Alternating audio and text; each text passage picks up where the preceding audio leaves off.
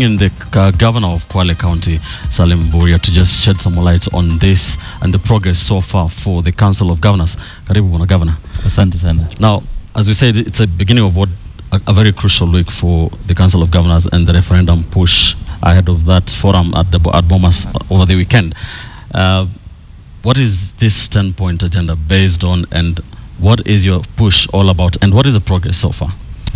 I think one of the areas I want to point out very quickly to all Kenyans is that the referendum push is not a governor's referendum. This referendum is for Kenyans. And for us to have reached a stage where now we are asking Kenyans to go into a referendum, we have had experiences in implementing devolution for the last 1 year. Last year, you also recall that we attempted to ask Kenyans to go for a referendum, but then we decided to work with the national government, within the structures of governance that have already been formed, because of the promise that and commitment that the issues would be resolved. However, 1 year down the line, we find that now devolution is under threat. The kind of legislation that is coming is not conducive, and therefore the push for this referendum is for Kenyans. First of all, the issue of having 45% revenue allocated to counties. We have looked at it, and it is very, very realistic. We are not asking for more money to be removed from education, foreign affairs. It is actually money which already exists within the national government. Right, Governor. And I've taken a look at the 10-point agenda. It has a myriad of other issues being addressed. And exactly.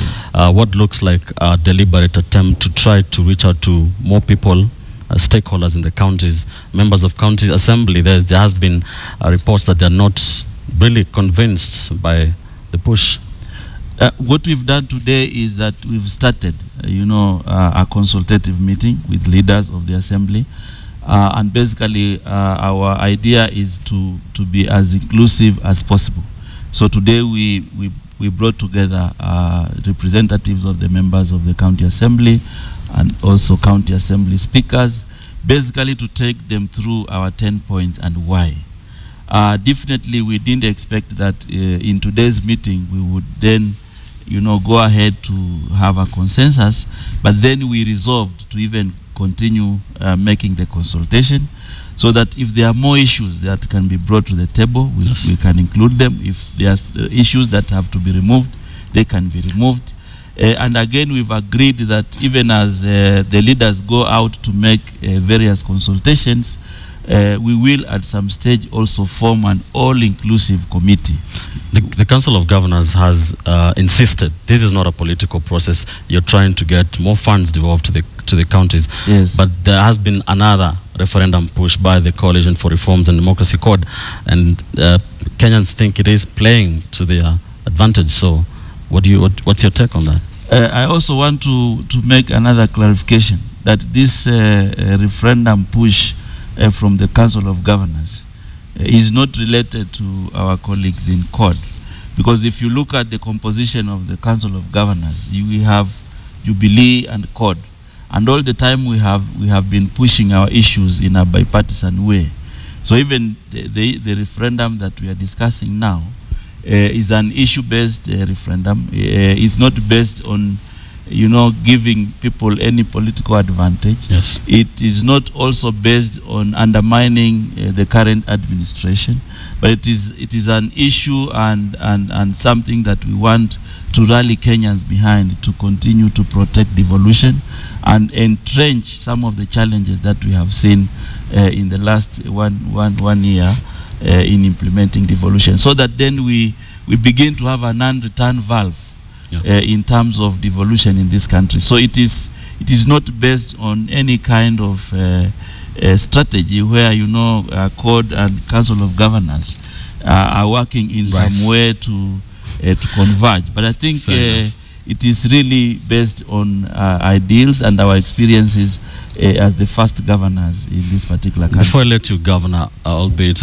temporarily, the issue of health workers across the counties. There has been delays in salaries in some of the counties, and there has been a lot of blame coming towards the governors, especially from the Central Organization of Trade Unions, saying that the governors cannot handle this kind of function?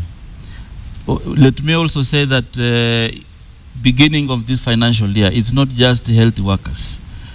Because of the issues of division of revenue and the County Allocation of Revenue Act, which has to be passed by both houses of Parliament, there was a general delay in release of funds to counties.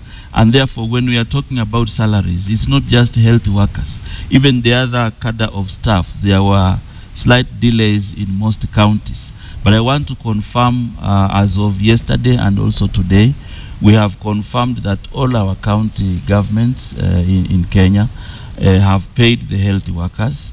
And we are also aware of a scheme to incite health workers to portray county governments as unable, to portray county governments as governments that do not have capacity to handle health.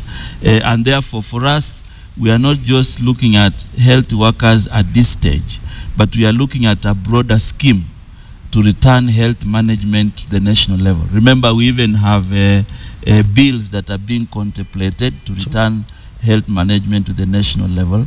And it is something that we want to clarify to Kenyans, that it has nothing to do with delays in a segment of our workers, but it is also a broader scheme. Because the delays in salaries have been noted in all cadres of staff, and now they have been sorted. So I think Thank you, I want to say that this is something that we would wish that Kenyans support the county governments in resolving. Thank you, Governor. Thank you. Salim Mvurya, Governor of Kwale County. Of course, you'll be joining him a bit later. He'll be talking to Bonnie Tunya a bit later on in the program.